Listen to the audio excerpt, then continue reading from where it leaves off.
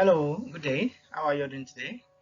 Welcome back. My name is Oluwole Godwin, and we shall be continuing our discussion on classical economics. So today we'll be looking at the contributions of John Stuart Mill.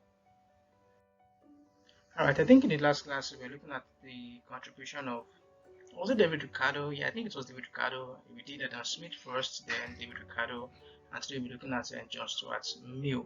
Okay, to tell you from the beginning, there might be another class after this where we talk about Jean-Baptiste Say and probably Thomas Malthus, right?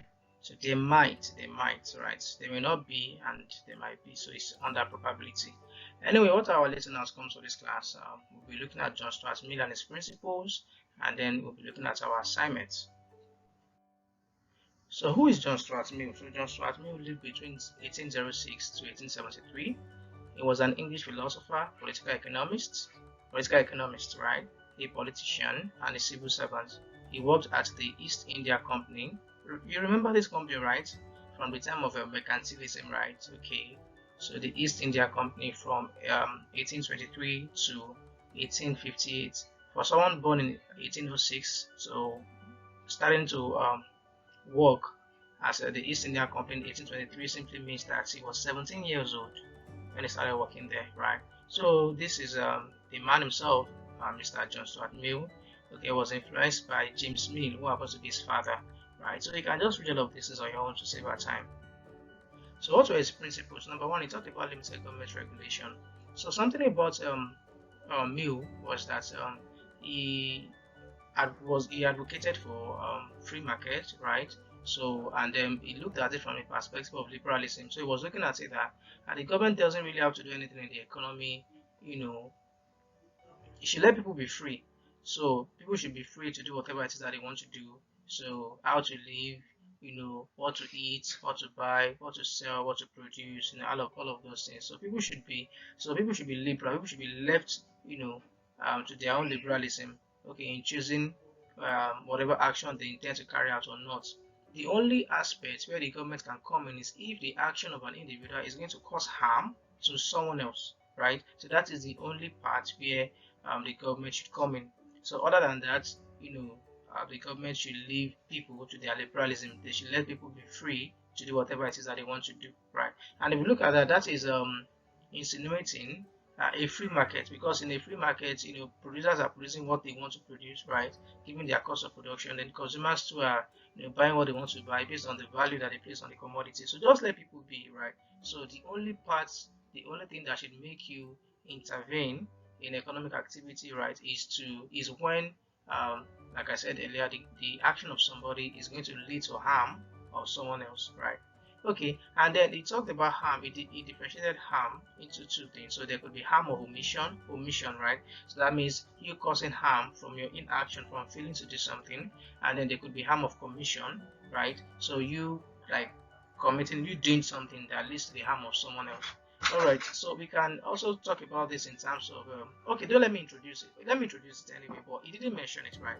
So he's talking about things that cause negative externalities to people. He didn't mention it.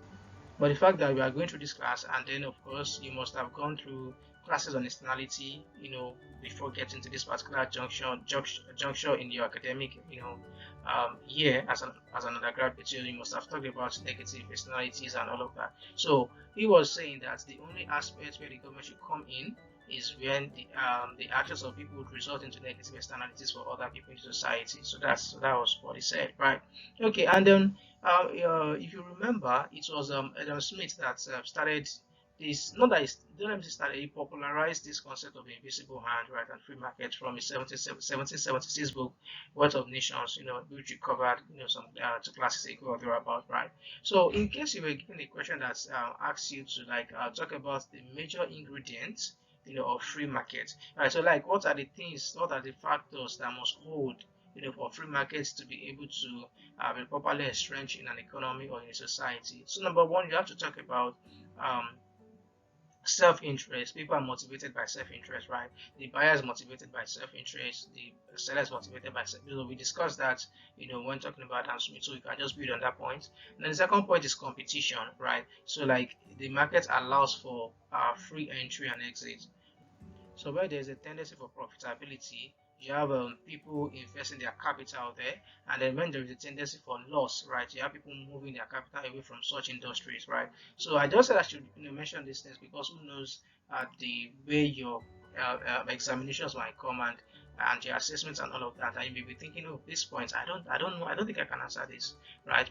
Whereas you can answer it, you've been taught, but you just have to know something about HET is that you just have to be able to, after you've gone through a lot of lessons and classes, you have to be able to think and integrate your ideas, in case an assessment comes that requires that. So it's not as if you are going to be asked essentially that, what did this person say about this matter? What did this person say about that matter, right?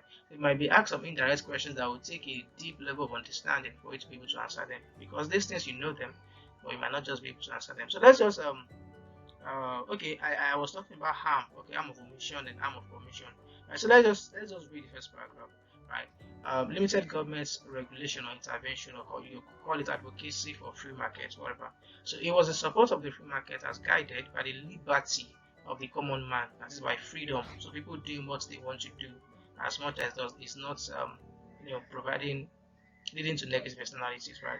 He stated that the only purpose for which the power of the government can be rightfully exercised over any member of the civilized community against his will was in preventing harm to others, right? So he was of the opinion that individuals were rational enough to make good decisions about their well-being, how to live, what to whatever. So the government only had to interfere when it was for the protection of the community as opposed to its unlimited social control as showcased in the era of mercantilism.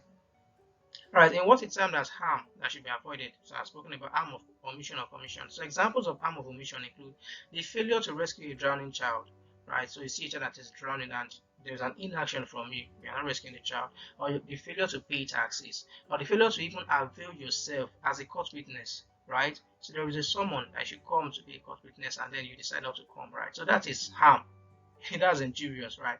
So, but he said something, there's a caveat to it anyways, that however, if failing to rescue a drowning child, for example, is with the consent of the child, right? So the inaction isn't harm. So if you want, if I think the point is self-explanatory, so let me just continue.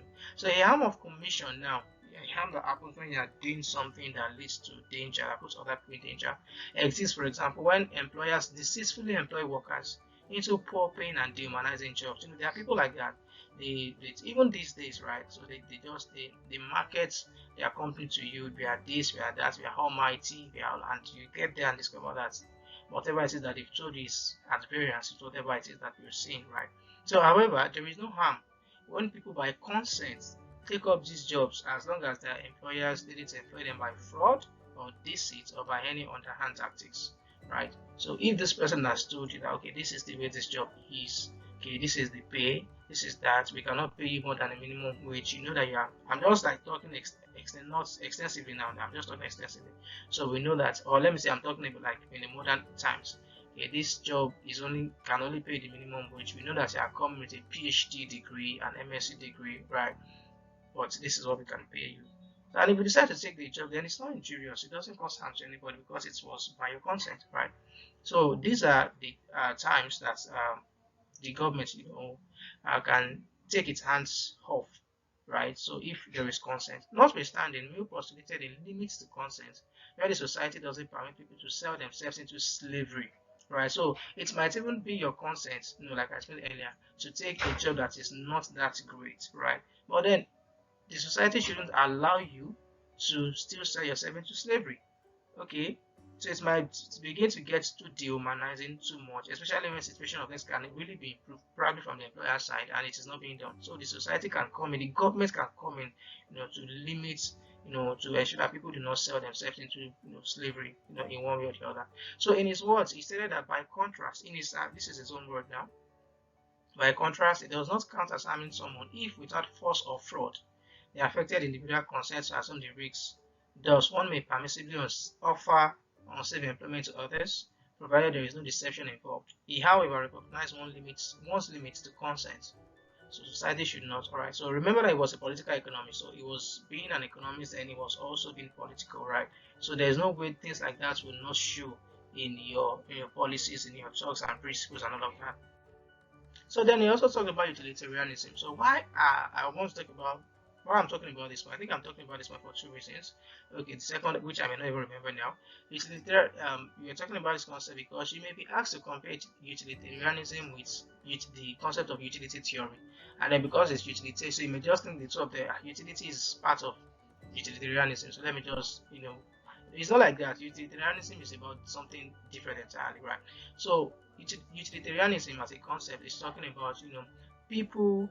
Uh, is talking about um, the definition of what do you call it now? A good action, right? The definition of a good action from the perspective of pleasure. So if you say that an action is good, right? So what we mean is that as a utilitarian, so what you mean is that the action is pleasurable, all right, to the major part of the society, right? So if you say, okay, this thing is good, yeah, that behavior is good, that behavior is bad. So if you say something is good, that means it brings pleasure, right? And we say that an action is bad, right? We are talking about it's causing pain. So utilitarianism is looking at the concepts of good or bad from what is bringing up as morality. Okay, so because when you look at the way things are in the society, whatever is good or bad is based on morals, right? So it's talking about morals in terms of, okay, pleasure. So if the majority of the populace think that an action is pleasurable, right? So then it means it is good, right? Or if they think an action is good, then it means it is pleasurable. If they think an action is bad, then it means it is painful to the vast majority of the society, right? Okay, so let's start reading. This principle is about the toleration of actions that does the greatest good to the greater number of people. So according to Mill, whatever action is adjudged to be right. All right. So I was talking about good and bad the other time. The right language I was supposed to use was right. So if you say an action is right, so you mean it brings pleasure. It is devoid of pain, right? So that's the word I was trying to look for. And if you say it is wrong, it is the opposite, right? So whatever action is adjudged to be right or wrong must be based on the utilitarian creed. And what is the creed, right? The utilitarian creed, which accepts as the foundation of moral utility, right? So as the basis of moral utility, or the greatest happiness principle. So it can be called utilitarian creed or the utilitarian creed, or maybe the greatest happiness principle. Holds that actions are right, in proportion that they tend to promote happiness. Are you getting it? And they are wrong as they tend to promote the reverse of happiness. So what does it mean by happiness, right? So by happiness is intended pleasure and the absence of pain. Okay, and by unhappiness we mean pain and the privation of pleasure. So when you don't have pleasure, so an action is painful, and if it is painful, then it is a wrong action. All right, so utilitarians end up performing actions that give pleasure to the larger part of the society. Do you understand? And if X and Y are two actions or decisions, and Y produces more happiness for mankind, then utilitarians will opt for Y.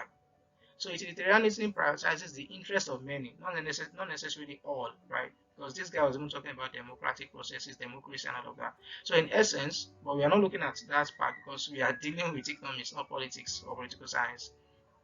So morality becomes so the way I see it. So this was not part of what he said, right? So the way I see it, okay, I think I was talking about utilitarians we opt for why. So utilitarianism prioritizes the interests of many. In essence, like the way I say it, morality becomes subjective.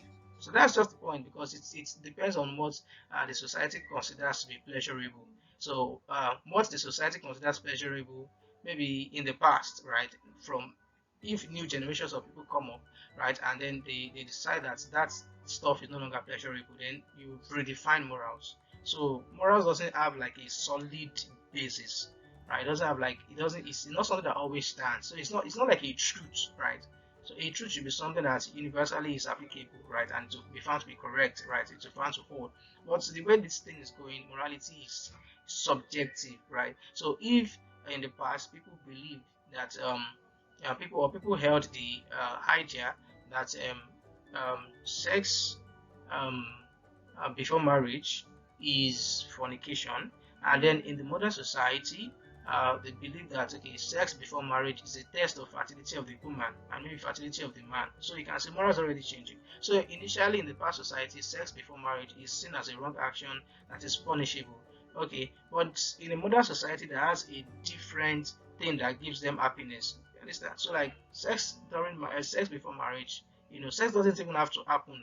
Like sex, like for you to say sex isn't supposed to even be a basis for marriage. You understand? So and that society will just come up with that. So we can just have sex anyhow we want, and if the majority of society sees that as pleasurable, then it becomes a right action, right?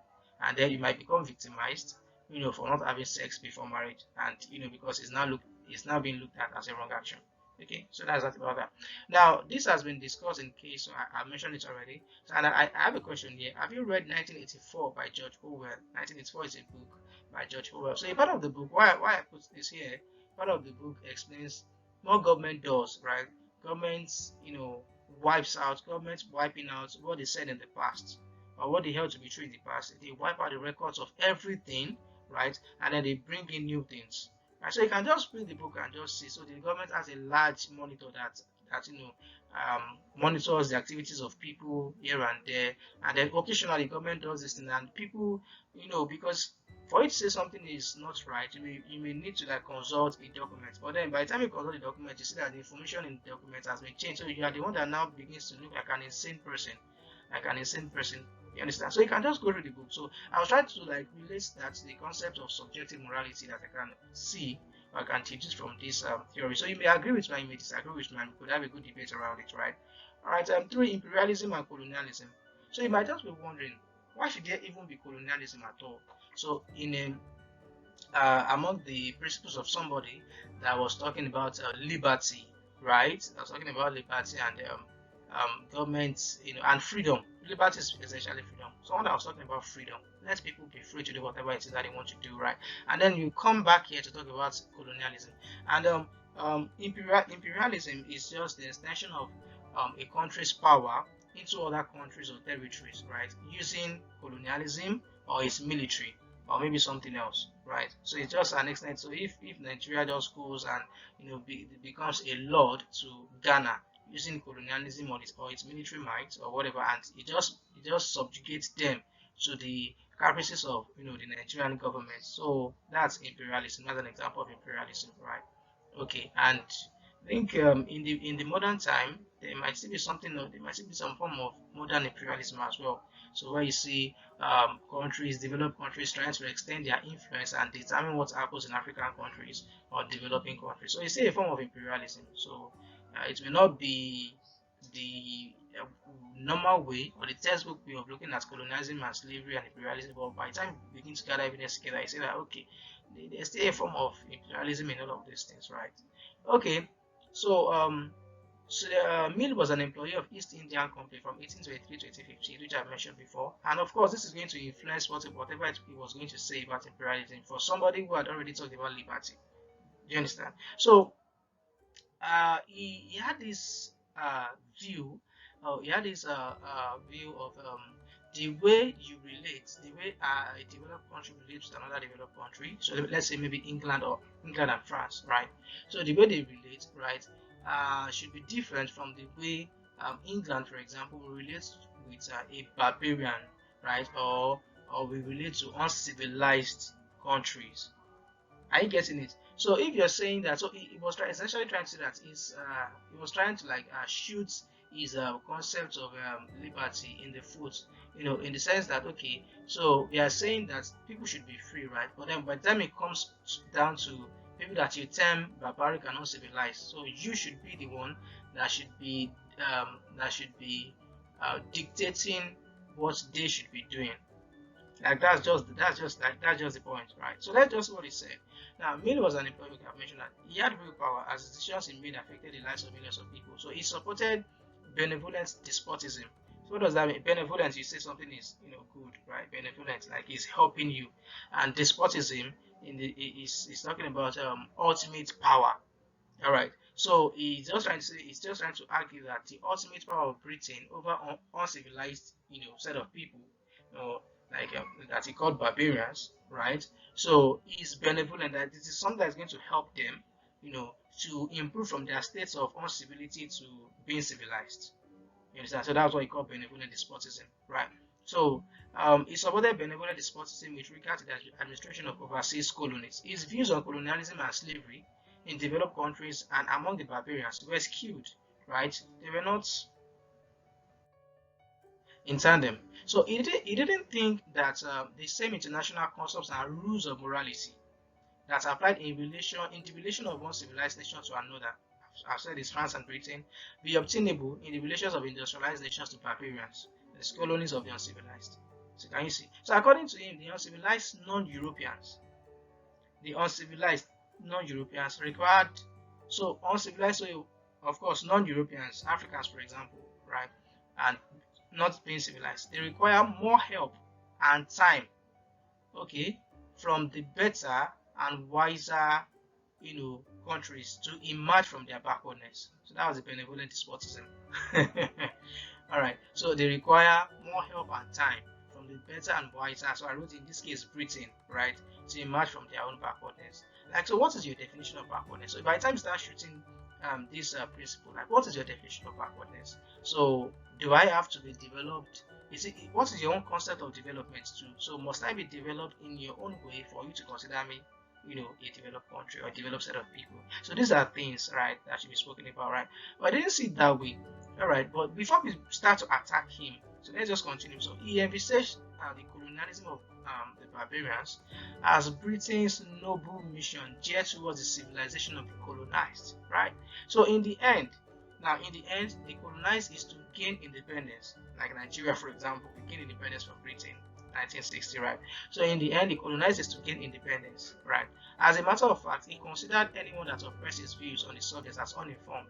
So if you're thinking that the rules of morality, all right, that exist between Britain and France, for example, is the same rule of morality that should exist between Britain and maybe Niger. No, I don't think the British didn't colonize Niger, and maybe Nigeria, for example, and all other colonies of theirs. So if you think that morality should be looked at in the same way between, so it means you are not really informed about the subject. All right, these people are barbarians. These people are uncivilized. So we can't. We have to first help them. You understand? To improve their lives, to develop them first before we can, then begin to talk about, international laws, international relations, international moral laws, right? And so on and so forth. Right. So I then wrote to this that explain this way. One may begin to embrace colonialism in a positive light because you'll be looking at your slavery as something that has a time. It has an expiry date. You understand? Because essentially you gain independence, right? So as if the concept itself didn't include subjugation, exploitation, violence, and the abuse of human rights. During slavery, women get raped, people get ripped apart, people get killed. So, but the way Mill has presented um, imperialism to us, like colonialism, so it's like something that okay, it's fine, it's for my own good. It's for my own good, right? So Mill's support for colonialism and slavery does present a paradox. It is utilitarianism and liberalism ideals, right? So how can the advocacy for human happiness and gender equality? So because he also talked about active women participation, right? So he didn't fancy the subjugation of women in patriarchal marriages. So he didn't support the relegation of women, into the roles in the kitchen and the bedroom. Do you understand? So he was an advocate, an active advocate for gender equality, right? That women should also have a place in society, and that even women, I think it's not here, okay, that should be under population, right? Now even women should have a say in the number of children that a family should have, right? So someone that spoke about all of this, then you're not coming back to talk about colonialism, right? Okay, so let me read again. How can the advocacy for human happiness and gender equality look at human happiness as slaves meant to be happy in the exploitative states, okay, and that you are abusing and raping them? All right. How can the advocacy for human happiness and gender equality exist side by side with the overt support for and the active endorsement of slavery and subjugation? How? So what does it mean to consider some people as barbaric and Britain's job to save them? What does it mean, right? So I think I must also note that there were some policies that were made by the colonialists then, I think by Britain, that he didn't support, right? He didn't support, right? But then it is what it is, right? So it's not as if Mill was intentionally turning a blind eye, okay, to the negatives of colonialism. Colonialism doesn't really bring it back. So he's just trying to, like, is it bamboozle us now? trying to sell us. He's been a salesman, trying to sell us on colonialism. And this thing is for your own good, right? Trying to sell people, right? Colonialism. Because we end up, you be developed to be better, and then, in fact, you get your independence. And I think I must also mention that eventually Britain was also part of the first, if not the first countries to begin to give independence to its colonies.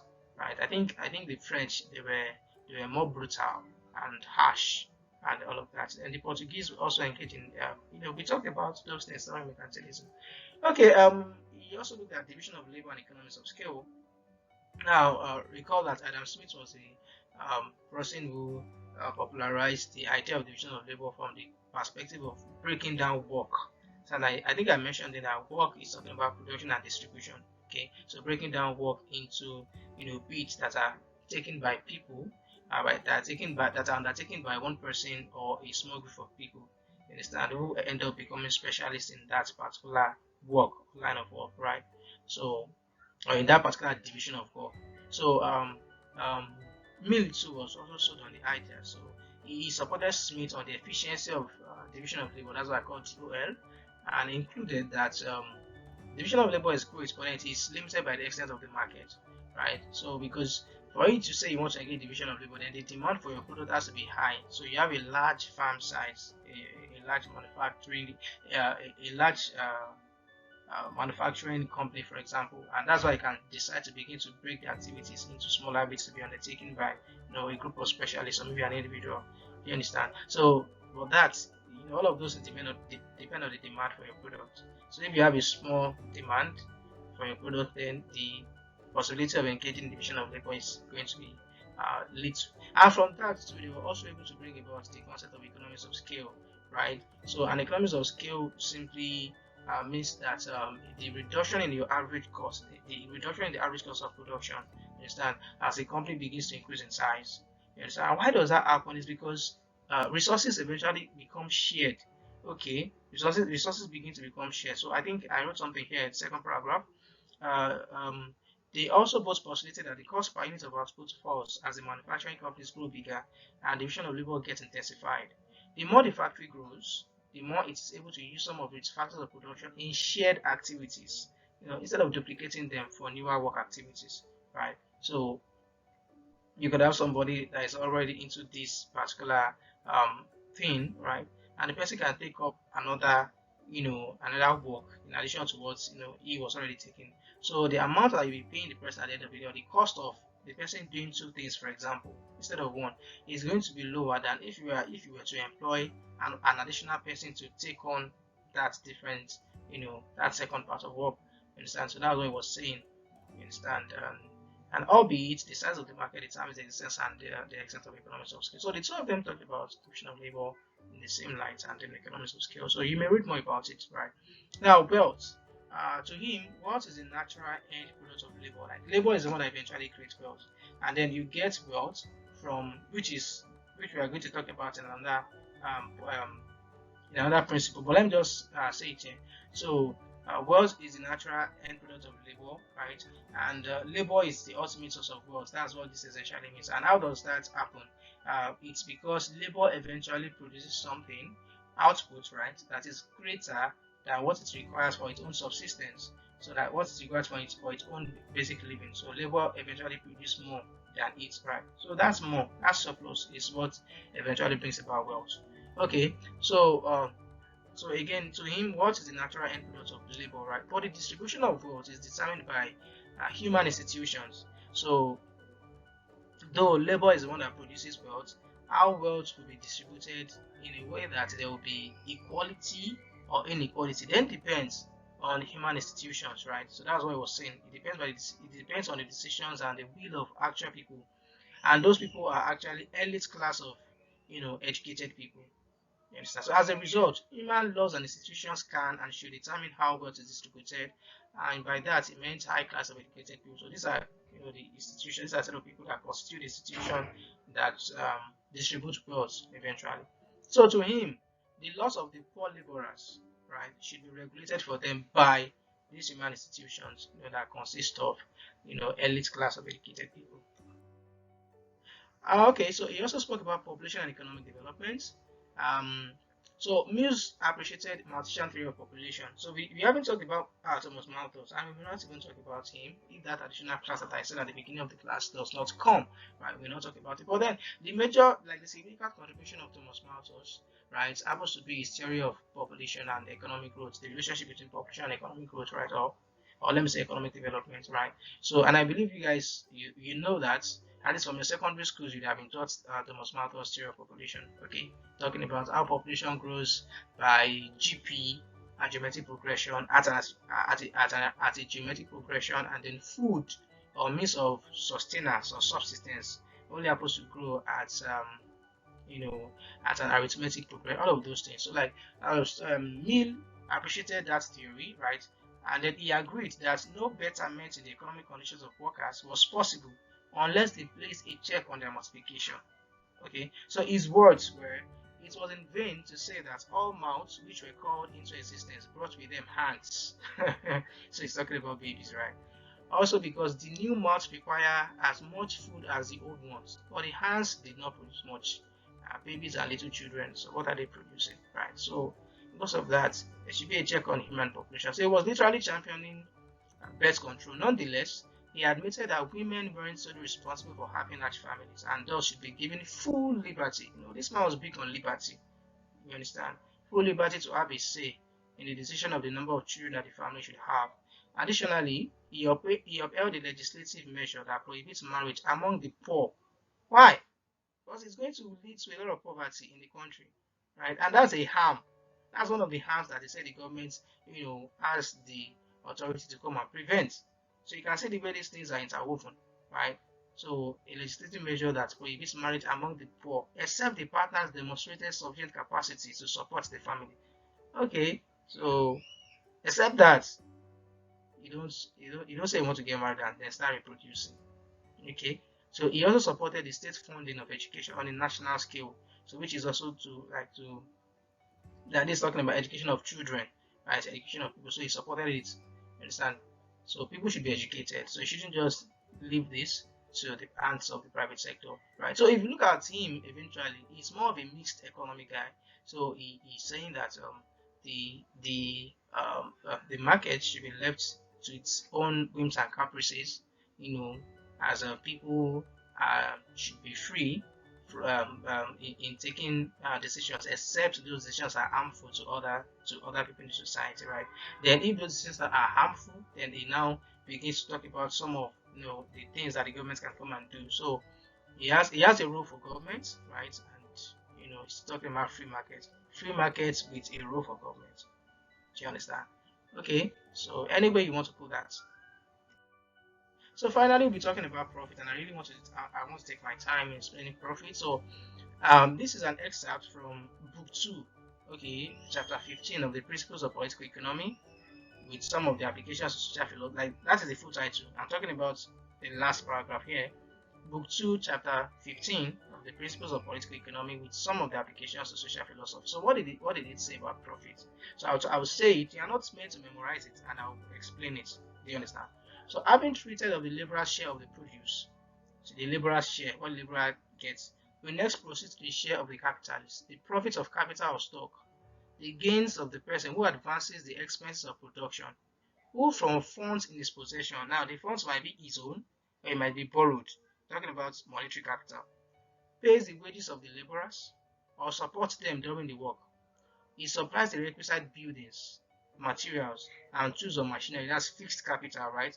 And to whom, by the usual terms of the contract, the produce, that is what they eventually produce, or the surplus from production, belongs, and they are to be disposed of at his pleasure. So after indemnifying him for his outlay, we'll talk about what indemnifying means. Um, there commonly remains a surplus, which is his profit, the net income from his capital, right? No, we talk about, I think, net surplus from the physiocrat era, and he's talking about net income from his capital. So the amount which he can afford to spend in necessaries or pleasures, right? Or from which by further saving he can add to his wealth. So he just essentially talking about um, the capitalist deciding on whatever it is that I want to spend his surplus on. is part of the profit on, right, or is profit on. Do you understand? So you could decide to save it, you could decide to have a splurge, at pleasures, right, luxury items, or maybe spending on necessaries, or maybe a combination of all of these things, right? So as the wages of the labor are the remuneration of labor, so the profits of the capitalists are properly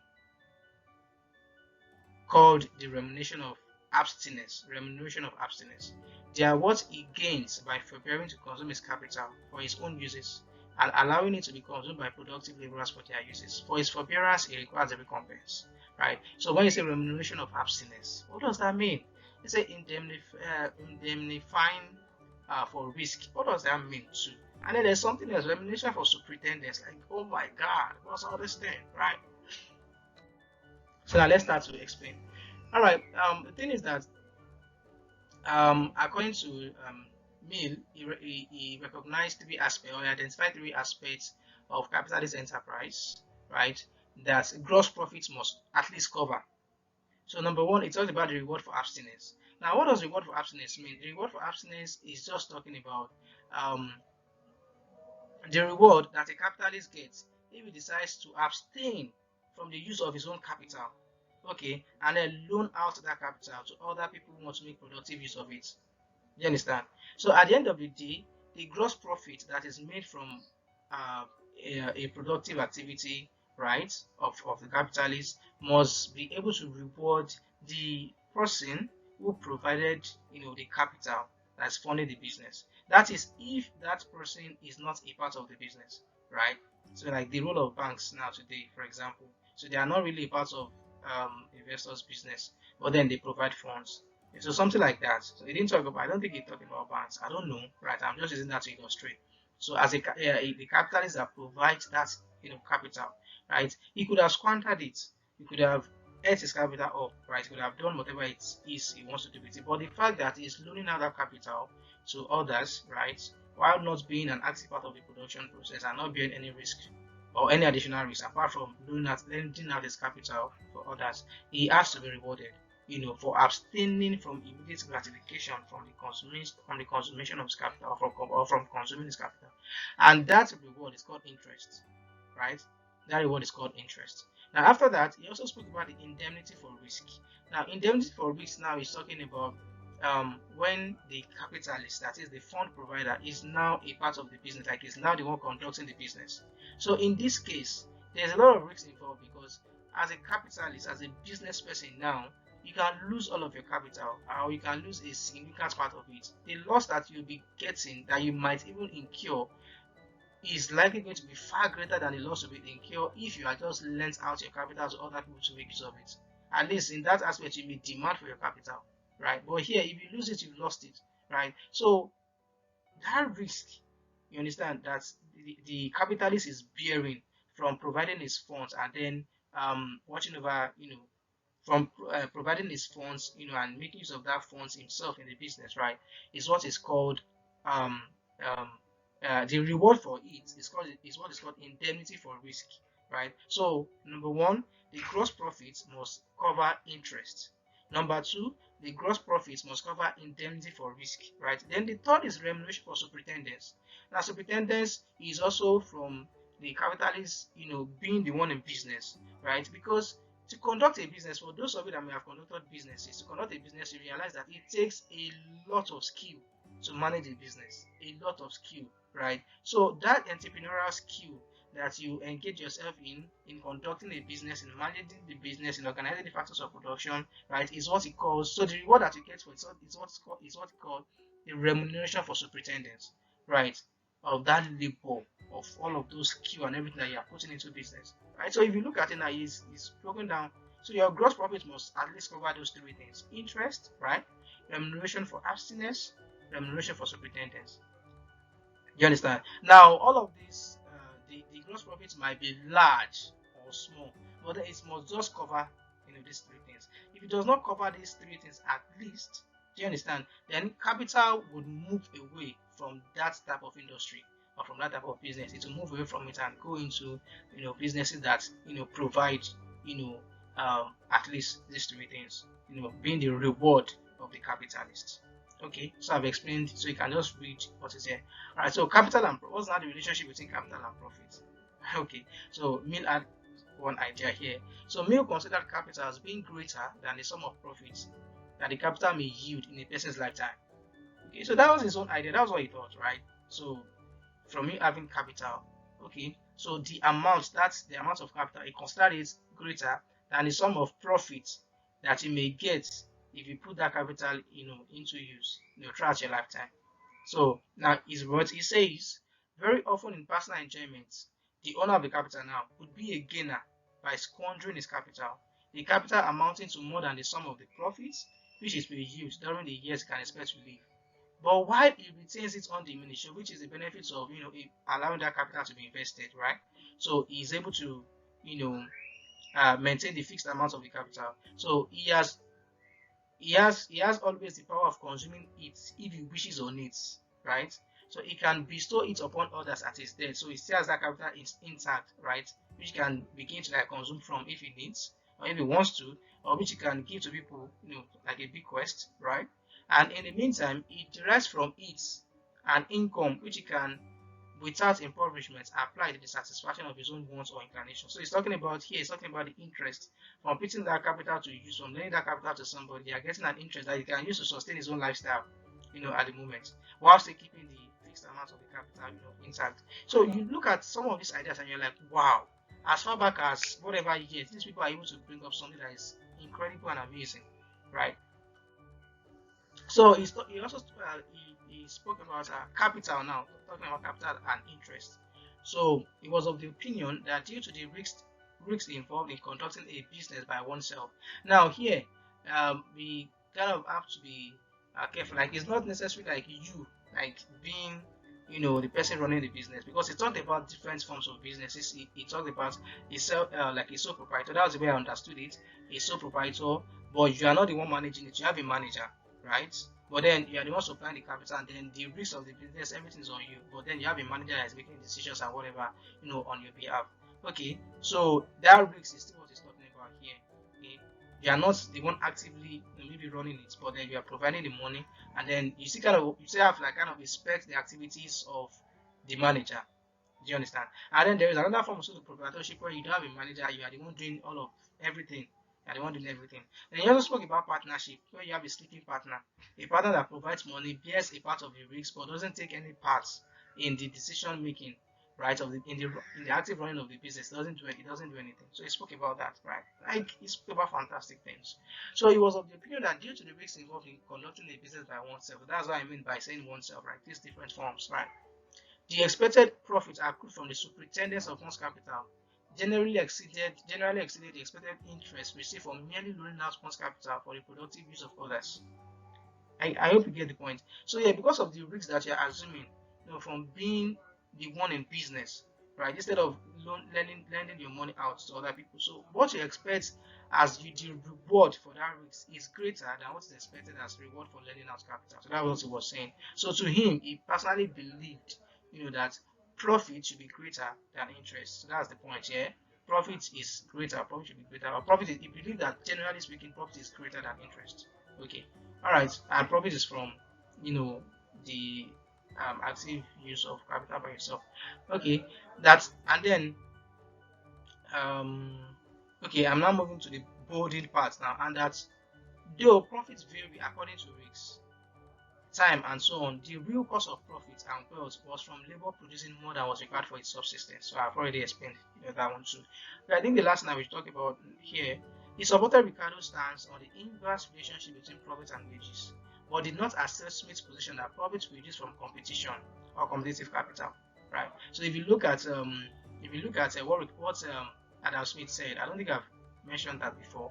So if a business no, I think I have. I think I did. When we're looking at the mourning of a king and the demand for black clothes. So if you remember right? Yeah, that's true. So if the demand for black clothes, if the demand for black clothes increases during a period of mourning of a king, of course, you expect that the price of black clothes would increase, provided the supply is still constant, right? And then the industry for black clothes becomes more profitable than it used to be. Do you understand? And because of that, and there's free entry, there's competition, right? There's free entry. Other capitalists will come into that business. Other capitalists will come into that business to also be a part of that supernormal profit that is being obtained now, like that high supernormal profit that's been obtained now. So, but then as they are coming, the economy begins to move into long run. So what you've understood as long run, right? All this while, the economy begins to move out to a point where the normal profit disappears, right? So like that was what this guy was trying to talk about here. So he didn't believe that competition eliminates profit. You understand? Okay. So if you are talking, at the beginning of this class, I was talking about competition and self-interest. So if you want to like explain competition, you have to kind of use the example of Dan Smith when he was talking about the mourning of a king, right? So how competition eventually affects, what do you call it now, profits, in the long run, right? In the long run.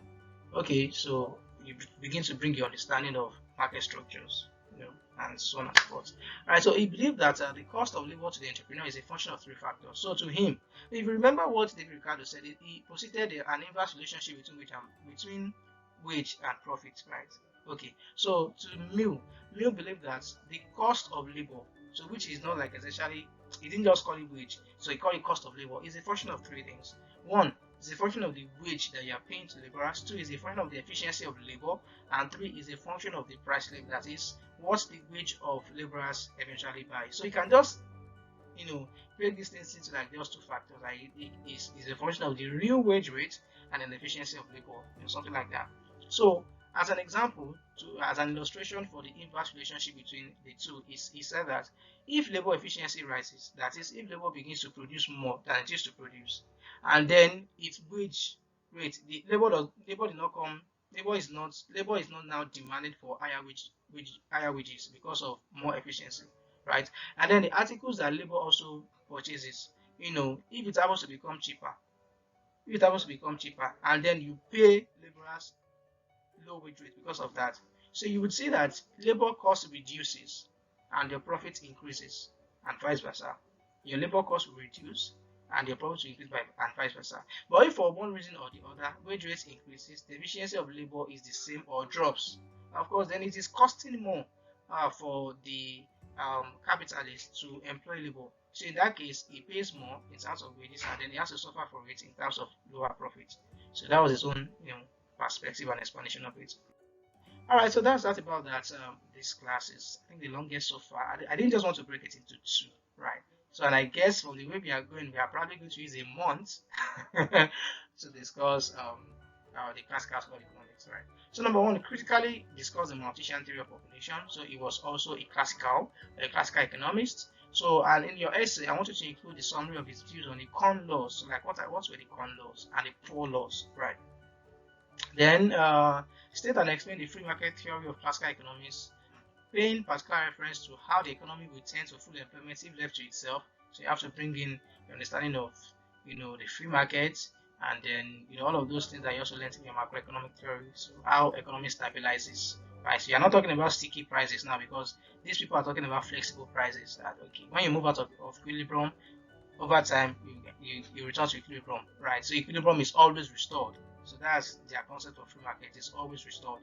Government doesn't really have to come and do anything. Demand will always equal supply. Equilibrium is always restored, right?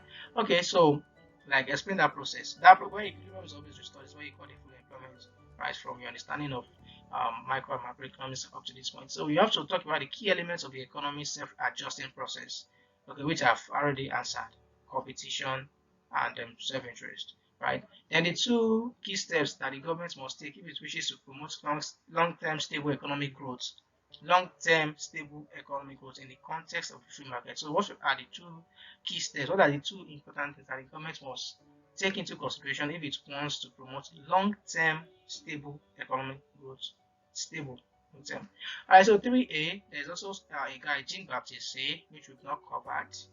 Okay, so I think one of his, or maybe his major contribution to the history of economic thought happens to be the sales law. So explain the inbuilt mechanism through which the law holds. So you have to go and research what is the sales law and all of that, and then assess the repertoire of the law by Thomas Malthus in terms of its real life validity. Okay, so that's about that. Alright, so research find out. So I'll be the one to tell you which of these questions to answer when the time comes, right? Okay, thank you for this class. See you in the next one.